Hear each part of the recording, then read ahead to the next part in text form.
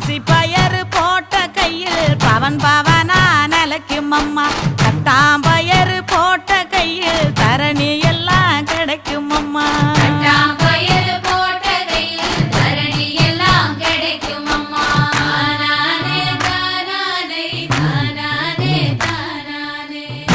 பயறு போட்ட கையில் ஒச்சி பிணி ஒழியும் அம்மா முழப்பாரி சுமந்த கையில்